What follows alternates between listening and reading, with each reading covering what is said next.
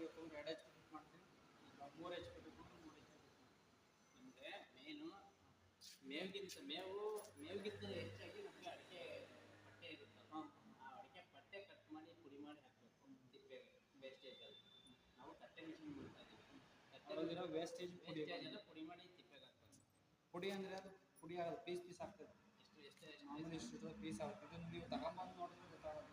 ಯಾಕೆಂದರೆ ಅಡಿಕೆ ಪಟ್ಟೆ ಅಗಲ ಬರುತ್ತೆ. ನೀವು ಈಗ ಕೊಟ್ಟರೆ ಅದು ಎಷ್ಟಾಗೋ ಇರುತ್ತೋ ಅಷ್ಟಾಗೋಕ್ಕೆ ಇಷ್ಟು ಬರುತ್ತೆ. ಅದು ಮಾಮೂಲಿ ಪೀಸಿಂದ ಕಡಿಮೆ ಆಗುತ್ತೆ. ಅದು ಅಗಲ ಬರುತ್ತಲ್ಲ, ನೀವು ಕೊಟ್ಟಿದ್ದು ಅದು ಹಿಂಗೆ ಕಟ್ ಮಾಡುತ್ತೆ. ಹಿಂಗೆ ಕಟ್ ಮಾಡಿದ್ದು ಈ ಇಷ್ಟು ಉದ್ದ ಎಷ್ಟು ಇರುತ್ತೆ, ಇದು ಎಷ್ಟು ಉದ್ದ ಇರುತ್ತೆ ಅದು ಹಿಂಗೆ ಬಂದು ಕಟ್ ಮಾಡುತ್ತೆ. ಕಟ್ ಮಾಡಿದ್ರೆ ಇದು ಎಷ್ಟು ಉದ್ದ ಎಷ್ಟು ಅಷ್ಟು ಹಂಗೆ ಬರುತ್ತೆ. ಇದು ಎಷ್ಟು ಸಾವಿರ ಆಗುತ್ತೆ? ಇದು 32,000 ಆಗುತ್ತೆ. ಎಷ್ಟು ಪೀಸ್ ವ್ಯಾರಂಟಿ? ಮೋಟ್ರ್ ಮಾತ್ರ ವಾರಂಟಿ ಕೊಡ್ತೀವಿ ಅಷ್ಟೇ. ಹೌದಾ? ಮೋಟ್ರ್ ಮಾತ್ರನಾ? 1 ವರ್ಷನಾ? 1 ವರ್ಷ ಮೋಟ್ರ್ ವಾರಂಟಿ ಇದೆ. ಮ್ಯಾನುಫ್ಯಾಕ್ಚರಿಂಗ್ ಏನಾರು ಇದ್ರೆ ಮಾಡ್ಕೊಡ್ತೀವಿ. ಇದರಾಗ ಎಷ್ಟು ರೀತಿ ಇದ್ದಾವೆ? 2 HP ಮೋಟ್ರ್ ಬಿಟ್ಟರೆ 3 HP ಮೋಟ್ರ್.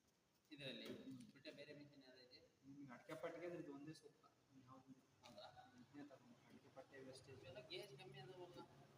ಅದರಲ್ಲಿ ಏನಿಲ್ಲ, ಮಾಮೂಲಿ ಏನು ಗೇಜ್ ಇಲ್ಲ, ಮತ್ತು ಸ್ಟೀಲ್ ಹಾಕಿ